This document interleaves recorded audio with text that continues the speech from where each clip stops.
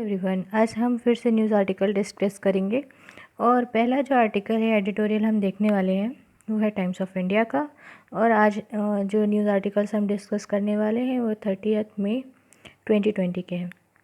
बहुत important article है, इस वीडियो को पूरा देखिएगा। कहीं ना कहीं ये आपके प्रीलिम्स एग्ज़ामिनेशन और मेंस एग्ज़ामिनेशन दोनों में काम आ सकता है, क्योंकि ये स्टिमुलस जो पैकेज आया है उससे रिलेटेड है कि उसमें कोल सेक्टर के लिए क्या क्या जो नई बातें हैं वो लाई गई हैं। तो ये सब आपको ध्यान में रखने की ज़रूरत है। सारे एग्ज़ाम्स में ये आर्टिकल बहुत ज़्यादा काम आएगा। कोशिश ये रहेगी कि 5 मिनट में ये आर्टिकल, मतलब सारे न्यूज़पेपर के आर्टिकल्स 5-5 मिनट में मैं कंप्लीट कर दूँ, तो लगभग 30 मिनट में आपके 7 से 8 न्यूज़पेपर कवर हो जाएंगे। So let's get started. पहला आर्टिकल है टाइम्स ऑफ इंडिया का, और इसमें कहते हैं कि India is too poor to afford the coal as primary source of energy in the near future. मतलब हमारी जो इंडिया है उनका अभी इतना पोटेंशियल नहीं है कि वो कोल या जो कोयला है उसको प्राइमरी सोर्स ले सके एनर्जी का या ऊर्जा का आने वाले फ्यूचर में। तो इसीलिए हम जो है, अगर कोल को प्राइमरी सोर्स मान भी लेते हैं तो इन्वामेंट को हम तर्क पर नहीं रख सकते हैं। इन्वामेंट के तर्ज पर हम कोल को प्राइमरी सोर्स नहीं ले सकते, क्योंकि हमको पता है कि सबसे ज़्यादा पॉल्यूशन अगर होता है तो वो कोल से होता है, और इन्वामेंट को या पर्यावरण को इसका बहुत ज़्यादा नुकसान उठाना पड़ता है। तो ये आर्टिकल लिखा है चंद्रभूषण जी ने, जो कि CEO है international forum for environment sustainability and technology, जिसको हम कहते हैं I-FOREST। जैसे कि हम सब जानते हैं ना, लास्ट वीक जो स्टिमुलस पैकेज डिक्लेयर किया गया था, तो उसमें एक जो पार्ट है, यूनियन गवर्नमेंट ने बहुत इम्पॉर्टेंट जो मेजर्स लिया था ताकि हम प्रोडक्शन और जो इंपोर्ट है कोल का उसको बूस्ट, उस प्रोडक्शन को बूस्ट करें और कोल के इंपोर्ट को कम करें।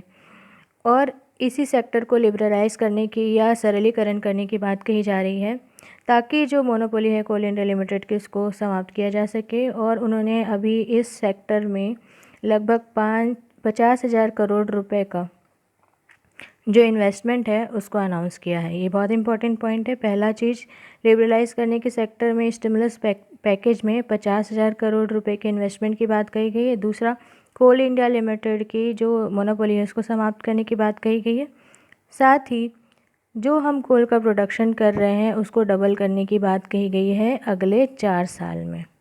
तो ये आ सकता है आपके स्टेटमेंट्स में, अगर क्वेश्चन आया कि जो नया जो नीति ला रहे हैं हम कोल से रिलेटेड या कोयले से रिलेटेड जो पॉलिसी ला रहे हैं, उसमें अगर आप स्टेटमेंट्स में क्वेश्चन आ सकते हैं, कोर्ट में क्वेश्चन आ सकते हैं, ये क्या क्या प्रावधान थे। ठीक है।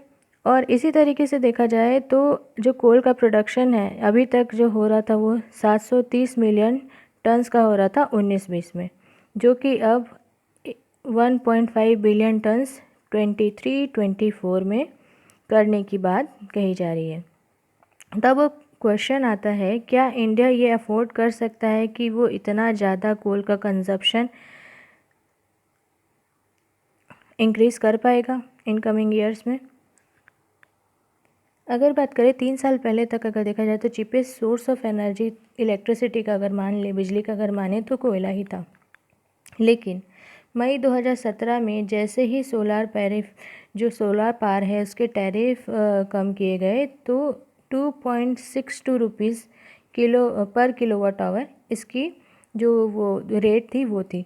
तो ये जो लगभग 20% से कम है कोल बेस्ड पावर टैरिफ के, जो कि NTPC लेते हैं। तो इसीलिए जो एनर्जी मार्केट है वो बहुत हद तक कवर हो गया, हमें बहुत हद तक चेंज हो गया, और हम मूव करने लगे सोलार एनर्जी की तरफ।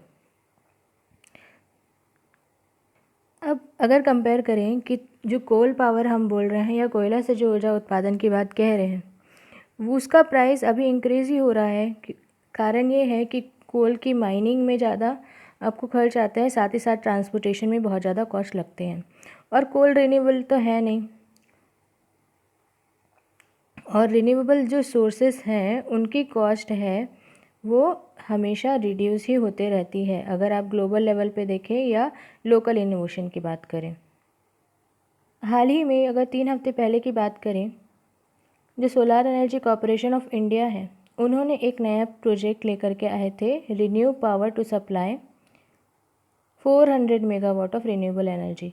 मतलब कि रिन्यू पावर करके उन्होंने एक नया प्रोजेक्ट लाया था जो कि 400 मेगावाट की रिन्यूएबल एनर्जी प्रोवाइड करेगा, और उसका टैरिफ भी क्या होगा, मात्र 2.90 रुपीज़ पर किलोवाट आवर। और ये बहुत ही कम रेट है। और ऐसे में जो नया जो कोल के पावर प्लांट्स है या कोयले के पावर प्लांट्स है, वो इनके साथ इस टैरिफ के साथ में compete नहीं कर पाएंगे। Thank you guys.